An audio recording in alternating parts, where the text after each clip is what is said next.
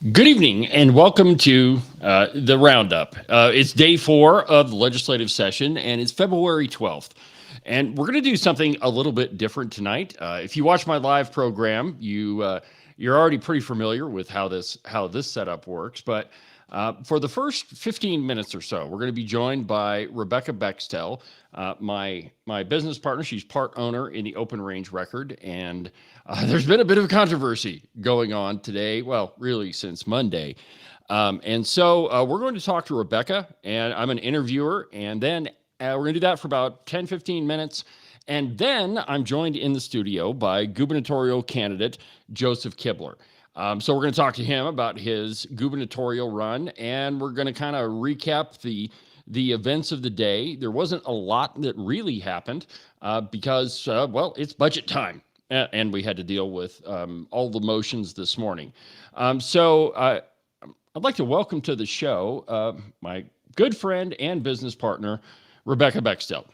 Hey, Rebecca, David. welcome to the program, Rebecca. How are we doing this evening? I'm actually doing pretty good, thank you. Okay, all right. I know a So, lot of people don't want to hear that. well, I don't know about that, but there's a lot of questions that I think we got to talk about, and let's just kind of where I'd like to start. I think is just there were several articles written the last couple of days about a check that you handed to a legislator on the floor of the House. There's a picture on Wildfile that taken by Carly Provenza, and to her credit, she should have been a photographer. She has a knack for getting the perfect picture at the right time. I can never pull that off. I always miss it.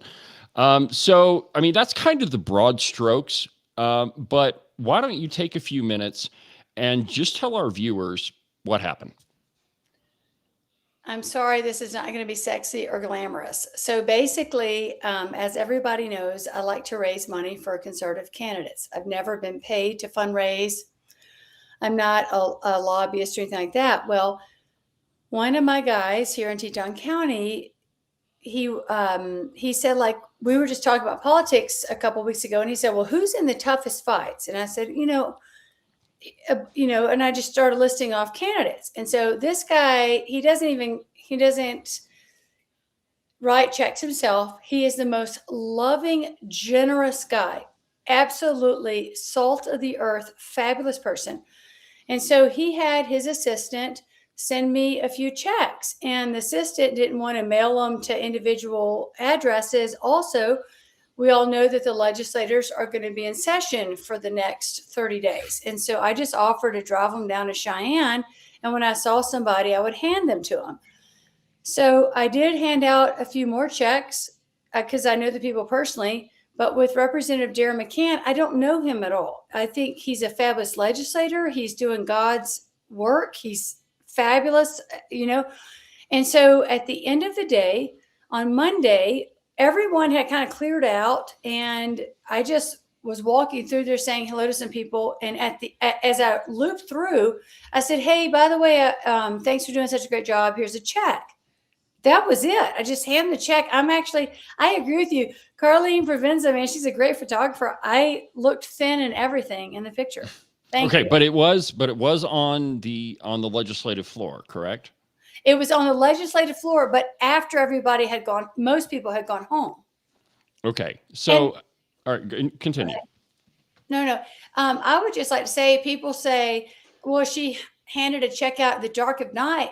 The dark of night would have been outside the Capitol or in this guy's hotel room or in an envelope. There's nothing to hide. We're very proud of Darren McCann's voting record. We're proud of a lot of the legislators' voting record. I handed him a check, not necessarily in public because I didn't think anybody's paying attention, but I just handed him a check, not thinking anything of it. I think people aren't understanding. Well, there's a lot of people that are understanding. The people that have a problem with this, I think, are people that would have a problem with any check being written to a Freedom Caucus candidate. So I just wrote a check, and they're doing the best they can to go from there. Okay, so just let me ask you a couple of questions here Yes. because I've been a credentialed member of the media for quite a while, And the only reason, well, and it doesn't get you that much, except that you can go down pretty close to the legislative floor. And I don't do that because one, I don't need to. But two, I don't want to do anything around the legislative floor. I know the rules that when things are happening down there, nobody is allowed on the floor unless you've got a badge. But I think, and this is the main question that I want to ask you. That picture, I think that a picture can paint 1,000 words. And that one, it looked like, I mean, you're on the legislative floor and you can tell. It looks like that, it just doesn't look right. I mean, I guess is what I'm trying to say. I think what doesn't look right about it? I'm smiling. There's witnesses. I think other people are in the picture. What doesn't look right about it? That you're on the legislative floor. So if I had stepped 5 feet into the hallway, that was okay? Well, I don't think that, I don't think if that I was 5 feet into the hallway, is that okay, David? It would be different because you're not on the legislative floor. What is that? There are a lot of different rules that govern what happens there. Now, I understand it was after business hours. I get that. Okay. But what I'm saying is that a lot of times perception is reality, and the perception of that photo is not good. I'm so sorry. I don't know what to say right now. The perception is I'm just handing someone a check in front of witnesses, very in the light of day. I'm sorry. I have to disagree. Now, if the body decides that I can't hand, or no one can ever receive a check again on the floor, then I will respect that. But I haven't broken any laws. And no, that part's true. Yeah. And let's be honest, I think that what's really going on here is I've helped set an even playing field with the conservatives on the financial playing field. The Wyoming caucus, all of these Democrats, dark money, George Soros candidates, they raise a lot of money for these candidates. You know who gets outfunded every time? The Freedom Caucus, the people's candidates. That's what this is about. And you know what else this is about? Is the end of housing mitigation fees. I actually been bragging on the state Senate lately. I was so tough on Beitman and Salazar last time. I don't have anything to say negative about them right now. And so I think they're now going to try to go after me. I'm going to give everybody the benefit of the doubt at the beginning of every session. Like you said, I am in the media. I happen to own part of Open Rage Record. But this is about hundreds of millions of dollars and developer fees going up in smoke here in Teton County. That's all this is. Okay, so let me ask you another question. So I watched one of the Wyoming media outfits morning show this morning. And I think, well, I don't watch it very often, but I knew that, this story was kind of a big one. So I thought, well, I'll see what Jake has to say. And I think that he may have had a good point. And one of them was, what did the memo line on that check say? Now, before you answer, let's just talk about the perception for a little bit, right?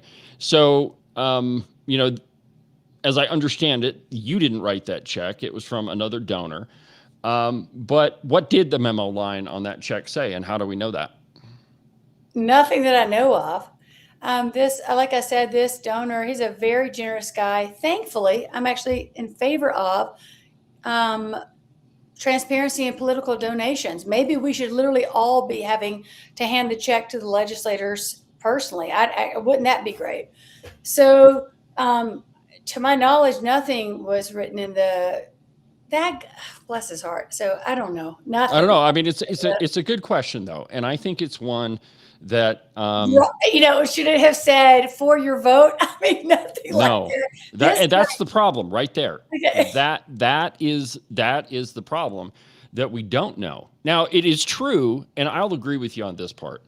It's true that had that happened in the hallway, in the parking lot, at a restaurant, off the legislative campus, if it had happened anywhere else, we wouldn't be having this conversation. But the reason that we are is that it was on the legislative floor, albeit after hours. And just to be clear, I looked before this interview and I didn't see anything that, and again, I'm not a lawyer or anything, but I didn't see anything that would preclude that happening. And again, it's one of those things that perception is reality. And, that one's a toughie there, Rebecca. Okay, and I appreciate, I'm sorry, last time, just want to push back. You're saying perception is everything. Mm-hmm. Do you agree that the House floor has a ton of video cameras on it? Oh, absolutely. Yeah, they're all over the place. Everything that happens is very public. Yep.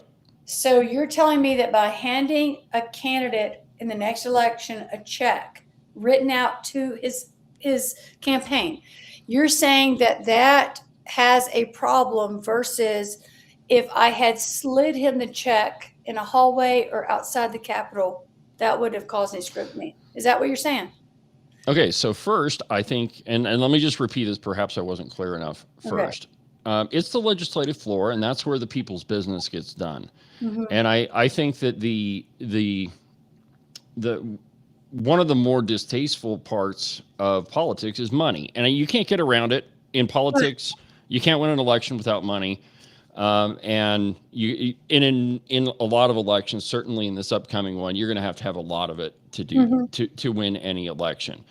But I think that seeing a picture of it happening right on the legislative floor, I just think that it conjures up the worst types of images that we think of in politics. And the truth is, has that happened before? You bet. Has it happened in the Capitol? All the time. Does it happen in Cheyenne? Every day. Every day. There are campaign donations that are given out. And, one of the things I talked about on my program this morning is Ambush Alley. And the reason it's called Ambush Alley is there's only one way. Well, technically, there's a couple of ways out of the floor, but everybody exits right out through that main hallway, right off the legislative floor. And the reason lobbyists congregate there, and journalists too, if I need to go get an interview, that's where I go. And the reason they go there is that's easy pickings. And so, I think that it's, I don't know. For me, I just don't think it was a good look on the floor. Maybe I can sum it up best this way. It sounds like a lot of people want to see a thin girl, but they don't want to see the injections from the medicine that makes them be thin. Okay. It's like nowadays, explain that one. Everybody wants to take these injections that cause you, it paralyzes your stomach, and now you're going to lose weight. We just want you to be thin. We don't want to see what it takes for you to get there. Does that sound correct? No, I think that's an interesting comparison. Let me ask you this. After all this, would you have done it differently? Well, I would have done differently just for Representative McCann. And by the way, we'll be supporting his candidacy. And I guess I'm going to ask all the gentlemen and gentle ladies to step outside the Capitol while I hand them a check. But probably not a bad idea. I'm doubling down. This is not about handing someone a check in the light of day. This is about trying to stop conservative candidates. That's it. And it's about trying to stop housing mitigation fees. I have full faith in the Senate under President Biteman and Tim Salazar. They're going to do the right thing. And so are the rest of the candidates. So nobody needs to be scared of these fake media outlets. Let's keep our eyes on the prize, folks. Let's end these unconstitutional housing mitigation fees. Thank you, David. Thank you, Rebecca, very much for joining me. I know it's kind of a rough interview, but I really appreciate it, and I'm sure we'll see you in a couple of days. Thank you very much. Have a good night, everybody. All right, so that was Rebecca Bextel. She is my business partner on the Open Range Record, and so if you have any comments about the show, or if if you think it went different, you just send me a comment, send me an email, what you think, and we'll just go from there. Now, for the rest of the program, we're going to talk to a guy that, he's running for governor, and he's doing it a little bit different way. His name is Joseph Kibler. And if you give me just a second, I'm going to hop over, and we're going to talk to Joseph for the rest of the program. All right. Hey everybody. All right, so Good evening. joining me on the Roundup, the rest of the Roundup, is Joseph Kibler. Joseph, welcome to the program. Great to be here. I'm so excited to be here tonight. Well, it's been quite a while since you've been on the show, and so why don't you take a few minutes and just tell our audience about yourself? Yeah, well, you know what? A little bit has changed too, David, since we've been on the show. Obviously, about 3 months ago in November, decided to leave the Republican Party, leave the echo chamber in the interest of serving and listening to the people, in the interest of having objective conversations that maybe the echo chamber doesn't like to have. I'm coming to you. We've been, obviously. Been a while. Just live just north of town. A lot has changed. We've got some big campaign announcements coming up. I'm a homeschool dad of 3 kids. Okay. Small business Busy guy. owner. Was a firefighter for 20 years. Worked out of a small rural town fire department, so I can kind of relate to a lot of the folks right now having the conversation about what's going on with property taxes and how do we fund that, and well, some of the appropriations bills that we're talking about today and the Yeah, we're gonna talk about those a little bit later. Yeah. But I want to talk about your campaign a little bit because in Wyoming, one of the reasons why we have such confusion in the legislature, I guess maybe that's a good word, is that it's pretty hard to get elected if you're not a Republican. Yeah. Now, it didn't used to be that way. The history of Wyoming really is not a Republican one. It's really a Democrat one. Well, the Republican Party started gaining a little bit more, well, quite a bit more power, and now it's a supermajority red state. And so, in a lot of districts, man, if you have any chance of winning, you're going to be a Republican. But you decided to get out of the Republican Party. So a couple of questions here. First, what prompted you to do that? And then second, how do you think that's going to work out? So there's a couple of things that prompted me that happened over the course of the last year, really, David, that led me to make that decision. I actually made the decision during Thanksgiving when I was out in Georgia with my brother's family. One of the core reasons was we talk about all these principles that we have, but those principles seem to be optional if it's something we want. Let me give you an example. Recently, we talk about winners and losers, right? Government choosing winners and We're losers. going to talk about that tonight. We talk about that a lot, right? But then here on the legislative floor this week, we're going to go ahead and ban fake meat, right, from being in Wyoming. Well, my thought to that is, well, wait a minute. I thought we didn't like picking winners and losers, and why don't you just let the free market, you know what? Open a fake meat thing here and put it in the grocery stores. Guess what? We don't buy it. The free market will take care of that situation. So it's this idea that we want smaller government unless it's government we want. We don't want to pick winners and losers unless it's winners and losers we want. And you go down the list. We don't like welfare and handouts unless it's welfare and handouts that we like. And then of course we repackage it and we name it something else so that it sounds nice, but really when the principle is really the same. And so for me, one of the things, and we all have our hypocrisies, all right? So ask my wife, she could probably tell you all of my hypocrisies. But this idea that we have this set of core principles, but they're optional most of the time when it's something that we want. Well, how does that make us, we spend all of our time pointing the other direction, right? We point at the left all the time, and we're doing a lot of the same stuff in a different way. So that's one of the things. The other part of this is that I like to have the conversation. Okay. And by the way, this was before we lost Charlie Kirk. Mm-hmm. This is how I've been running.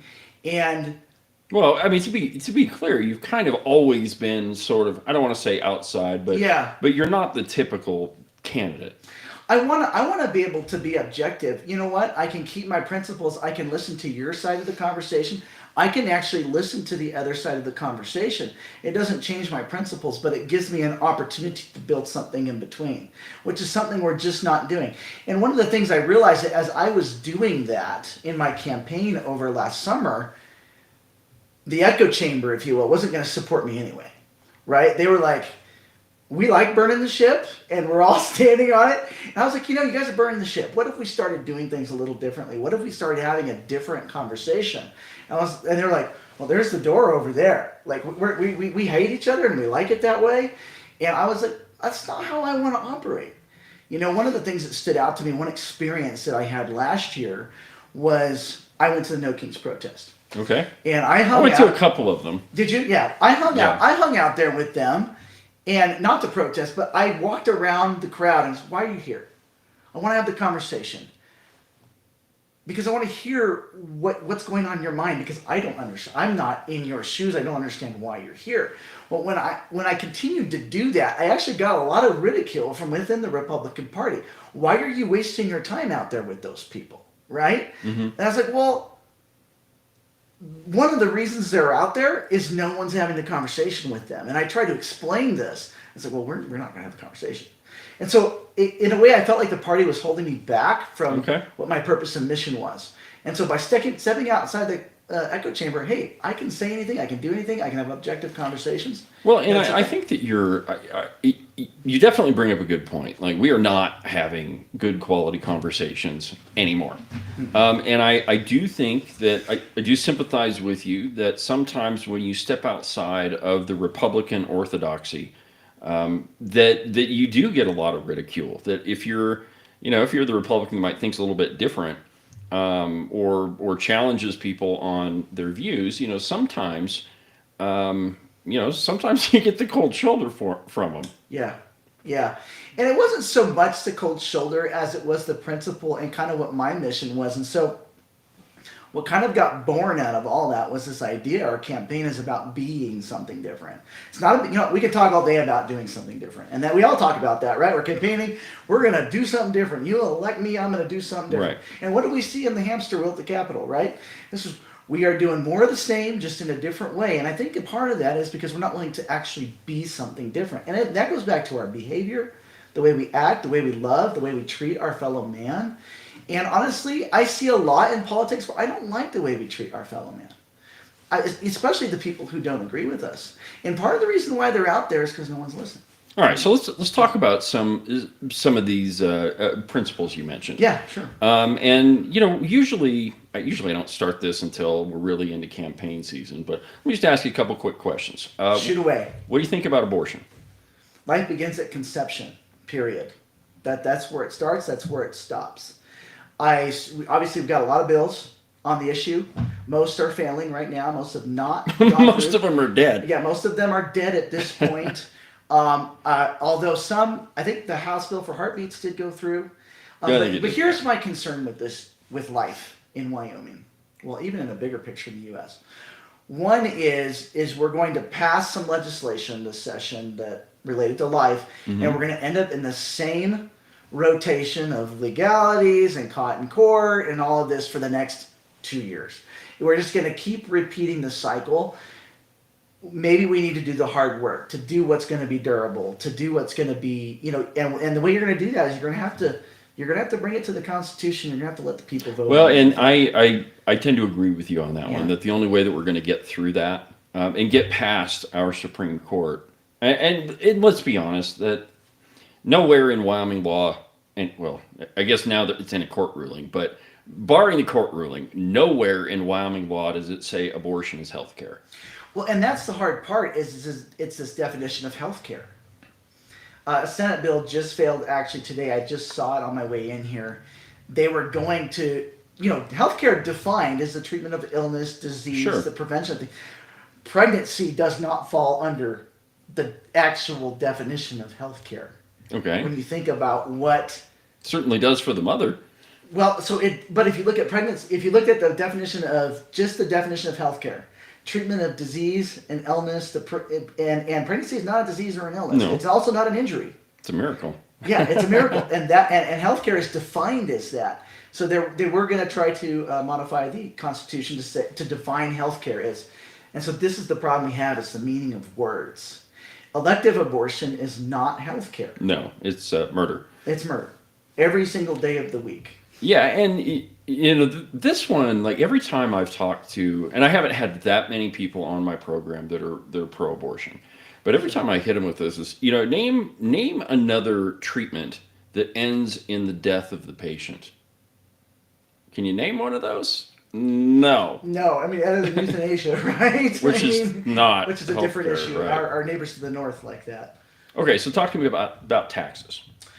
So property taxes is probably the one you want to talk about. Any that's a top. taxes. I don't like any of them. So let's talk about what we've got going on in Wyoming with taxes. So we've got a ton of bills, obviously aimed at the property tax thing right now, keeping it in the legislative session. Most of those are also dead. There's a few still kind of lingering around that might go through. My take on property taxes is this. Let's fix the thing. Let's stop messing with it. So what does that look like to me? Phase one, you go back to assessed value.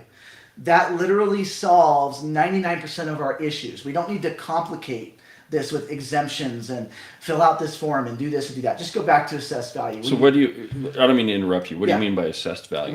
When you bought your home, that's the tax you pay. So you bought your home 15 years ago for $200,000. So like acquisition value. Yeah. When you acquired your home, that is, so we start with that. That solves our core problem with property taxes. I mean, my family's property, our mortgage is up like $600 a month right now. It's crazy. And it's like, what am I supposed to do? I get up and go to work. Where does that $600 a month come from? I mean, it's absolutely insane. So we've got this problem where we're seeing it going on right now where, well, okay, so we get rid of property taxes by just cutting it off. What does that do to our local services? What I want to see is a multi-phase plan. So what you do is you go back to assessed value. That solves the problem for everybody in Wyoming. Just solves the problem. Then what we do is we make like a 2-year plan to actually make a good plan. How are we going to replace property taxes without just moving the problem around? And that could be expanding Wyoming industry, doing what Wyoming is good at to get revenue coming in from other places. Right. And then you just eliminate it. I think the goal should be elimination, but let's do a plan. And so far what I'm seeing right now is a lack of a plan. And of course our depressed counties are gonna really be the ones that suffer the most. And one of the biggest problems that I see is that we have, and you mentioned it, that we have all of these different exceptions. And frankly, I don't know how to make sense out of all of them. Yeah. And I don't think that most Wyoming citizens know either. Well, and we've done what bureaucracy is good at, which is not making a plan and just making it more complicated. Well, we're always in search of And there was an idea. Well, what if we just move property taxes to sales taxes? That to me, again, we're just moving a problem around. What I want to see, if under a Joseph governorship, if it's not a solution for something, don't put it on my desk. Okay. Stop throwing Band-Aids on things. Because we like Band-Aids, though, because then guess what? We get to talk about the issue year after year, and we get to campaign on it.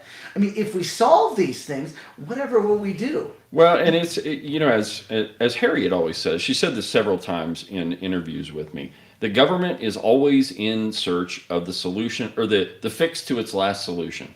Yes. That we try to fix something and then it goes horribly wrong, Yeah. and then we try to fix it later. So I guess the point of this show is that we kind of run down the events of the day. So maybe we should do 2 events of the day. Yeah. Well, we pretty much already covered one of them. Yeah. But yeah. I guess, all right. So in all fairness, you were sitting there through that whole thing. I was. Why don't you just give me your opinion of it? You know, we were talking before the show how if the shoe had been on the other foot, in other words, if someone had handed Rep. Provenza, for instance, a check, She burned away. No, I'm just. we would likely have been having this same conversation. I'm sure. I would imagine. So when we look at it just from an objective standpoint, we'd be having this conversation either way. When you look at the law in Wyoming, it looks like no laws were violated, but the optics are bad. That's where I'm at. The optics are real bad. And I think we need to think about that. It's not necessarily right or wrong, but how does this look in our actions? And you know what? When you're in the public eye, on the floor, you got to think about those things because guess what? We've got cameras everywhere and someone will catch it. You know, everyone today voted for the select committee. Yeah, it was unanimous. It was a unanimous vote. I think that probably was wise for everybody from a political standpoint. Oh, yeah. I wish that things like this were not so political. I wish what could have happened is that the folks in question could kind of do what they did. Hey guys, we're sorry, we screwed up. In a magic world that I live in, this sort of fake world, and we could just move on from it. Lesson learned, move on. Well, in the end, in the end, what they're going to find is that no rules were violated and no laws were violated, and it was after hours, and it's probably going to be a big nothing burger. But we spent a ton of time on it. Yeah, we did, and now I think there's still, in session right now as we're I'm doing sure this they are. show. Yeah, Well, working on the and things that we could do. one of the results of this, having to debate this thing all morning long, is that there were a ton of bills that didn't get introduced Yes, that are effectively done. probably won't. Yeah, I count my last count. I think it was like 89. Yeah. And so they must have added some last night because when I counted last night, it was around the 60s. Well, we're in the budget session and it's a pretty compressed timeline, and so Yeah. there are very strict and maybe our viewers don't know this, but in the Wyoming legislature and probably in most, I would think that there are timelines that bills have to be introduced at a certain time, that they have to be brought to the floor in a certain amount of Yeah. time, and there was a bunch of headlines last session where Speaker Nyman adjourned the House and a whole bunch of bills died. Yeah, died in the drawer. Yeah, and Yeah. so there are consequences to this, and one of those, maybe it's not a bad thing, is that a lot of bills died. Yeah, and a lot of bills have died this week too. That's true. And Yeah. so what's your opinion of that? There have been a ton of bills that have met their demise. So there's a bunch of stuff. So there's a ton of bills in both chambers that kind of duplicate each other. Sure. So there's Mirror that going on. bills. It's nice to see some of those kind of die and filter out.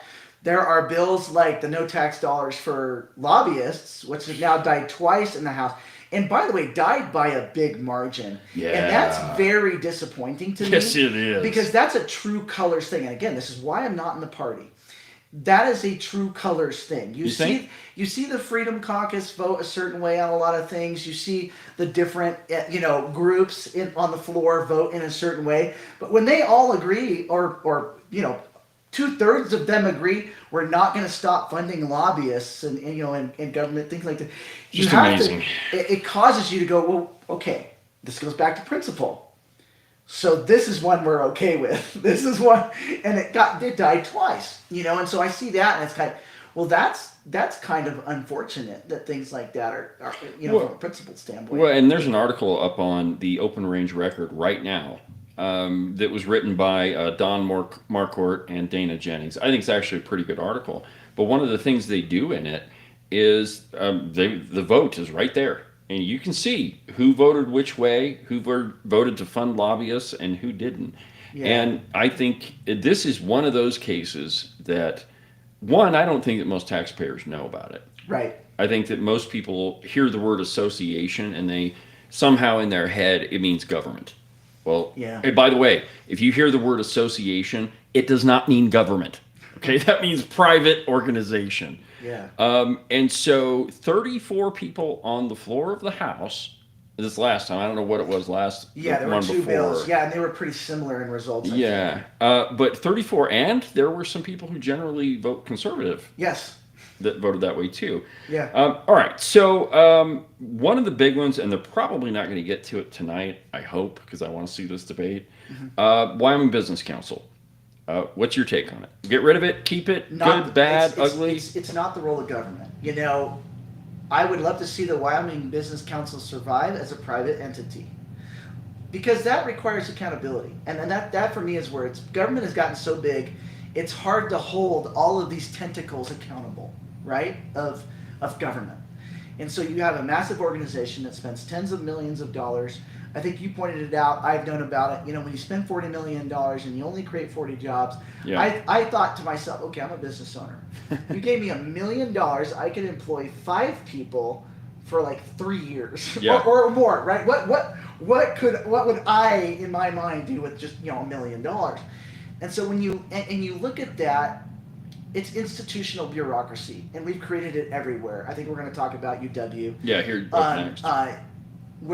When we have created all of these institutional bureaucracies on the back of taxpayers, these things need to go. The private, I love the private market and the free market, because guess what? That's the way you pick winners and losers. Get private funding. Mm-hmm. Then guess what? Boy, you're really accountable to what? Results. Yes. And that's, the best story I have of this is in Buffalo, Wyoming, and it's kind of a different scenario, but it wasn't the Wyoming Business Council. The town decided to pass this tax, and they were going to build all these fantastic buildings. One of them is they were going to give a bunch of money to the YMCA to build this incredible new gym. It's going to have all the new equipment in it, and it's going to be great.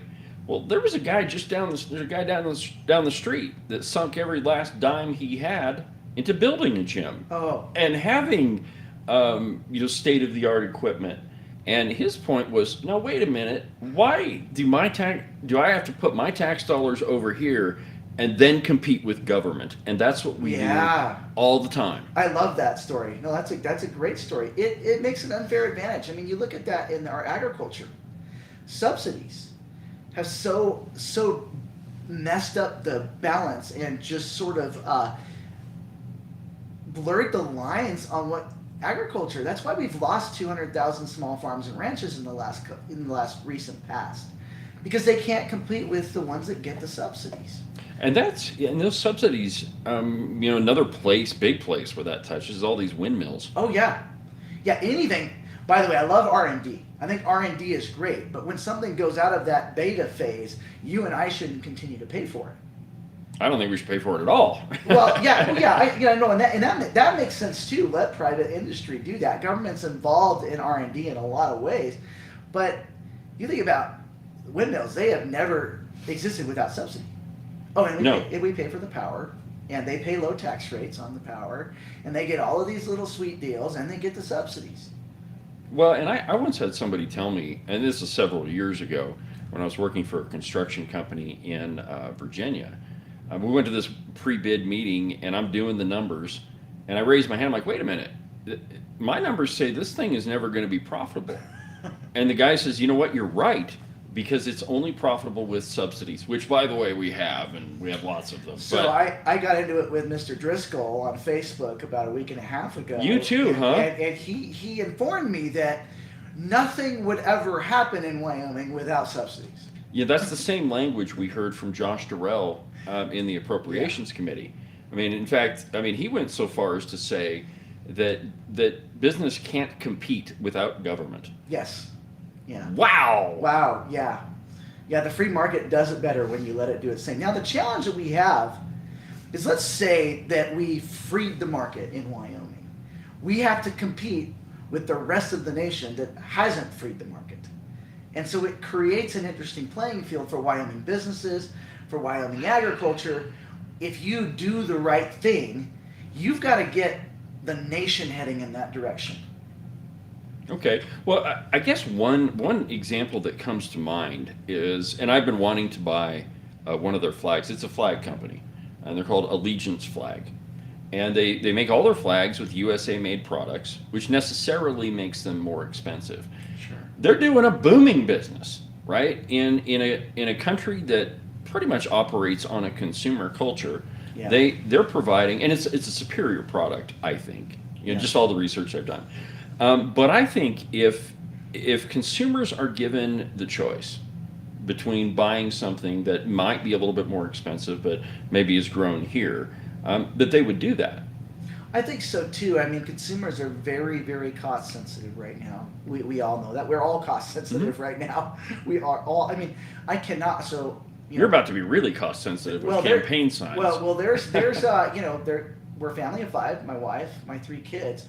Our grocery bill is astounding. Oh, it's astounding for me and Christine. It blows my mind. I mean, and we try to be really careful. And I mean, we're not eating like T-bone steaks, and we're still spending close to $1,000 a month on groceries. Easy. And it's just, and we grow our own eggs. So how old are your kids anyway? You mentioned you got 3. Yeah, 12, 9, and 5. Oh, you got little ones. Yeah, and we're juggling life and homeschool and all of that. See, you don't even have to grab other people's babies to kiss. Oh no, not at all. And I don't think you can kiss babies anymore. You can't? No, I don't think so. Well, Joe Biden did. You can sniff. You can sniff them. It's okay to sniff the babies. Okay, well let's move to another one that is probably going to come up tomorrow.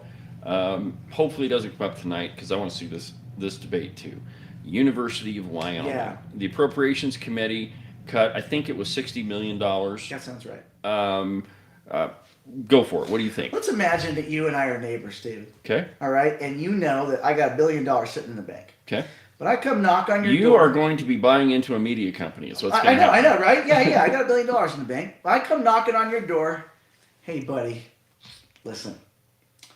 Wondering if you could pay my mortgage and my utilities this month.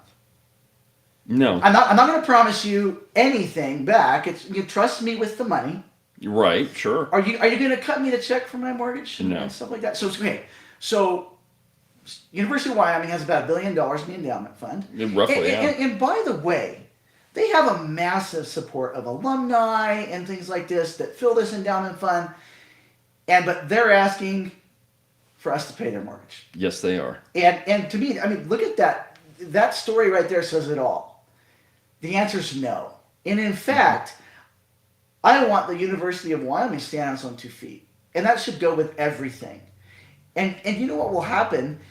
You will see the cost of education go down when you take the subsidies out. And here's why. Inflation since 1980 is around 228% since 1980. Inflation in higher education is 5 times that at almost 1,200%. Now, why? Wow. Why has education inflated 5 times? Government money. And guess what? Taxpayer dollars. Guess when that inflation started? 1979, when the Department of Education was founded. You look at that chart, it's because of our money that education is so expensive and out of reach. You take our money out, they'll be forced to go, oh, wait a minute, people can't afford higher education anymore. Higher education will become affordable again. Now, there'll be a painful minute in the middle, but the end result is what we want. And we can't keep doing it. You know, when I first started the program, I'd come down to Cheyenne, and I was still learning how this swamp worked.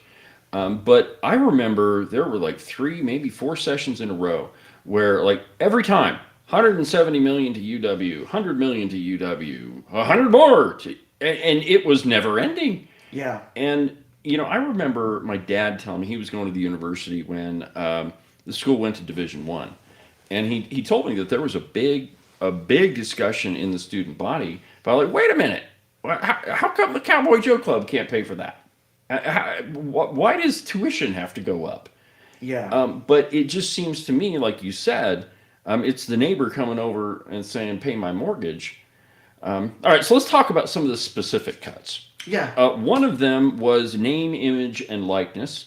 And it was a $6 million check that the NCAA was giving to the University of Wyoming. And then the university, well, they're not getting that check anymore. Yeah. And so they came to the legislature and said, hey, we need reimbursed for this. So I guess 2 questions. Name, image, and likeness, what do you think? And what do you think about that cut?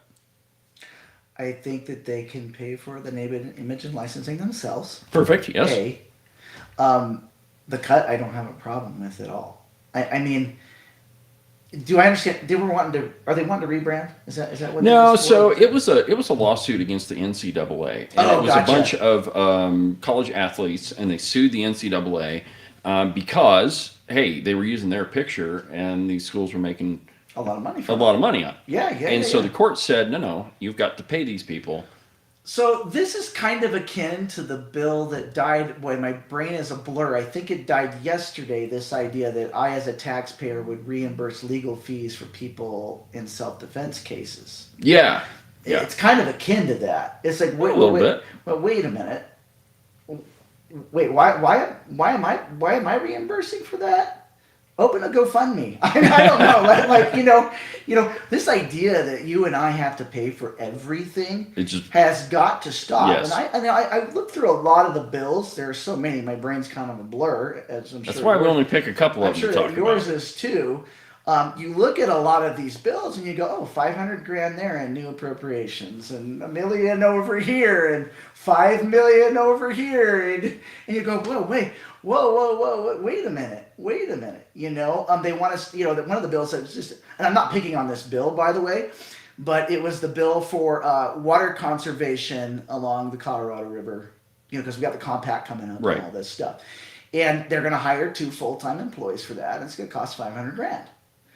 To run the program. And I looked at the program and I'm like, okay, well, is there tax incentives for doing this and stuff? But there wasn't a lot of like backside incentives on it, but you want to hire 2 more state employees to run a program that we don't have to encourage water conservation. You know, and we have to decide whether we want to keep just repeating this over and over. Yeah, and I think there's a number of people in our legislature that they want government to be all things to all people. Yes. And if you looked at the governor's budget proposal, he says it's the essentials. Okay, that's a load of crap. You look through that thing, and he really does think that government should provide everything. And from medical care to, you name it, that thing is chock full. Almost $500 million to UW. Yeah. So let's talk about one more UW cut, I guess technically. Yeah. This one's fun. PBS. So the Wyoming Public Broadcasting. Oh, please, yes. Stop funding media across the United States. Media can also operate on its own.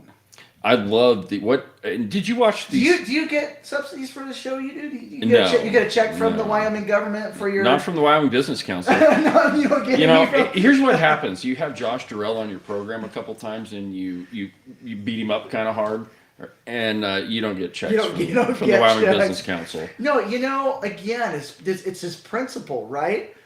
These entities can learn to survive or figure out a way on private funding and be accountable to those that fund them privately and their advertisers and things like that. Again, this is why the people in general, not just in Wyoming, but in the U.S., we're all like up to our eyeballs in trying to survive.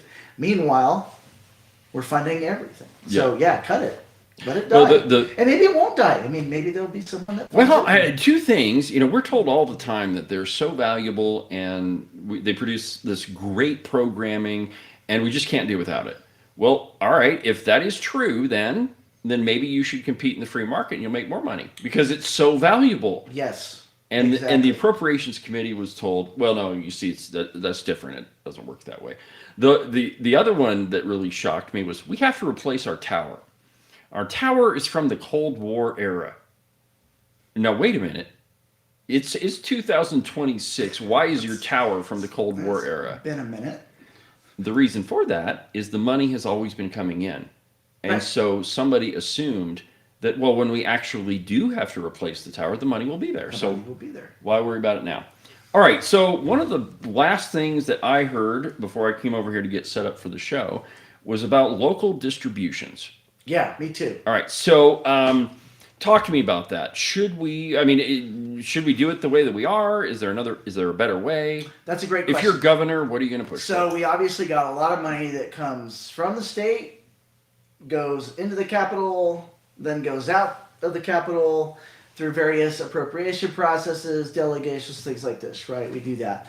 Part of the reasoning for that, we even do that with schools, right? Part of the reasoning for that is our depressed counties and the different makeup of our counties, and we got to try to make sure we take care of everybody. I think all of this, and they're sort of like trying to fix little issues with property taxes in there and stuff like that, because we're creating more problems, and then so fix a problem, create 5 more, and then let's create more fixes for the 5 problems we created. And so I think one of the things that you've got to do, you were talking about the governor's budget a little while ago, and then talking about what's going on now with these local distributions. We need to know where the money's going. I know Doge, it's almost like a dirty word because we're never going to do it. But what I would like to see done as governor would be this. We need to start zero-based budgeting everything. Absolutely. Now, don't start with the department, our biggest department, health, right? Don't start with the $3 billion thing and try to do that. Let's start with just the smallest agencies and let's start zero budgeting up so that we get good at it, right? So that we get good at it. So we know where every dollar is going. This allows us to understand what do these local distributions really need to look like. That also needs to be happening at the local level. It needs to be happening, during the interim session, there was a committee meeting, and they were talking about auditing Doge, doing things. Mm-hmm. And the argument is we could do it, but we need staff to do it. We need money in order to accomplish it. And they were told, well, no, we're not going to give you any money to do because the job. They don't want it to happen. So we're not going to give you any money to do the job that we talk about wanting to do. We're at that point, In fact, a bill just went through the Senate today, actually, I think, for the Convention of the States, which, by the way, which I know, But at some point, the states have got to do something about the federal government. At some point, we got to do something. But we can do it on a local level. We have 20 days to get this done. We don't have time to do the hard work. We don't have the time to do the principled work. So there's a couple of ways we go about this. We stop doing this year after year after year, and we reset, and we start over. I'm like a repeal, replace, and optimize governor. Okay, so I like it. You take everything you've got for, let's just use distributions, that's this thick, and you make it about that thick. You optimize it, you get rid of everything, the extra bureaucracy that's in the middle, all of this administrative stuff that goes on, and you make it simple. Repeal it, get rid of it. I mean, look at that book they pulled out on the legislative floor. That's not even part of it. Oh, I know, but this is what we've done to ourselves, and we wonder why we're So here. Ken told me, Representative Pendergraft told me, that when the budget was printed and delivered to each legislator, get this, it was 11 reams of paper per legislator. 11 times 500. 11 So reams. 5,500 pages. Yep, that's what he told me. You're kidding me. Mm-mm. And they, fortunately for the legislators, they filed it for them. So they just have to pull out. Right. So they've got it But still, think about that just for a second. The governor says these are the essentials, and then to print the actual budget is reams and reams of paper. And we complain at the federal level when I love the picture of I think it was Trump during his first term when he had all the regulations that he had cut stacked up on that table, and the table's bowing, and there's this giant pile of paper. And he was like, look, these aren't the actual regulations, but this is how many pages of regulations that we've cut. That you've cut. We added them up. Yeah. And, government, and I think that you hit on it pretty well, that we just tend to add the next solution on top of the next one, and pretty soon we end up with this giant bloated bureaucracy. Yeah. And we wonder why it takes us so much money to run things. Yeah. The Department of Health in Wyoming, I mean, it takes like $3 billion to run that sucker. It's massive. Yeah. It's massive. And it could be a lot less. I mean, 55, I did not know that. I'm pretty sure he told me it was 11 reams of paper. Okay. That makes me want to, it makes me want to cringe. So I had this idea, this is going into an idea I had, if I get elected and I get my first speech, on the House, in a joint session, I'm going to bring in empty boxes that represent every statue of Wyoming and stack those around the room and go, guys, your job is to get rid of these boxes. Fill these boxes with stuff you're going to get rid of. All right, so that's actually a pretty good place to end our discussion, because every legislative session there's roughly 600 bills that are proposed. Roughly, they don't pass 600 bills, but there's 600 of them that end up on the docket, give or take a few. Yeah.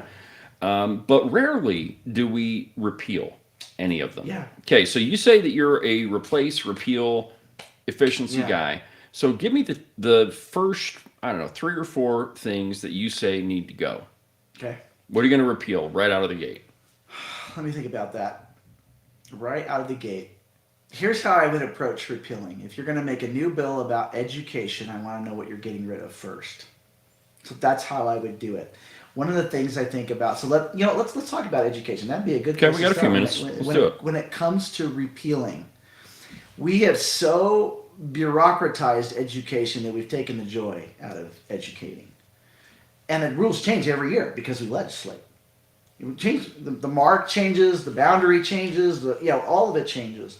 So what I would want to do, that's a great question. I might have to get back to you on the top of things I want to repeal. I definitely want election reform, education reform, and election reform. By what I mean is open it up for the people. Okay. In fact, there's a bill that died that I'm really glad it died. We talked about a couple of those last night: pen and paper ballots and audits. Yeah, so I was really glad that the bill died. That was going to almost triple the requirements for independent candidates. Yeah, that kind of hits you. Not only hits me personally, but principally. First of all, let's just say pretend. No, it does not pretend. Independent candidates don't really win much anyway, right? Not very often. So you're going to make it 3 times harder. Why? Because you see you've got a crack in your wall, and the independent candidates might start be able to walking through it, and you can't control that. I saw that as a party control bill, not an election security bill. So Well, I'm glad and that there's, died. if you look at Title 22, there's a lot of party control stuff in there. There and is. You can tell that the folks that were So in I power- would do some work on Title 22. All right. Big time. Give I'm elections down. back to the people. Let's see. I'm trying to think of high-level stuff that I would repeal. I would get rid of all of the complication we've made with property taxes and make it one page, and make it easy for the people. What else is burning right now? I don't know. What else is burning? Our pocketbooks. besides our pocketbooks. But I thought inflation's zero now, isn't it? Yeah, right. Yeah, it's zero. Don't you just love that when people say, "Oh, inflation is like 1%, it's great." Okay, fine. Then why 10 years ago did it cost me way less to do what I want? Well, eggs are down because of subsidies, in my opinion. But that's a different discussion. But everything else is not down. No, everything always goes up. All right. Well, I think that's a pretty good place. Thank you. Yeah, thank you. Thank you for joining the program. I really Great to appreciate be it. It's a great conversation. So if people want to get a hold of you, how do they do that? Yep, just go to the website, joseph4wy.com. That's joseph4wy.com. We're on every social media channel, even the ones you probably don't even know about. You can email me. My phone number's on there. They can call me direct. I pick up my phone, believe it or not. Every day I pick up the phone and get to talk to someone new in Wyoming. Wyoming likes our message. We just got to get it to them now. Fair enough. That's what we're doing. All right. Well, Thanks, so bud. that was Joseph Kibler. He's running for governor. He's an independent candidate. We had Rebecca Bextel on earlier talking about the events of the day. So that'll do it for the roundup for this week. We'll pick it back up on Monday. It's every Monday through Thursday at 7 p.m. This has been a lot of fun this week, and so we're going to continue doing it. If you'd like to reach out to me, you can do it at the website, openrangerecord.com. My email address is pretty easy. It's editor@openrangerecord. Or you can always reach out to me at Cowboy State Politics. So for this evening, thank you for watching the Roundup, and we'll see you on Monday.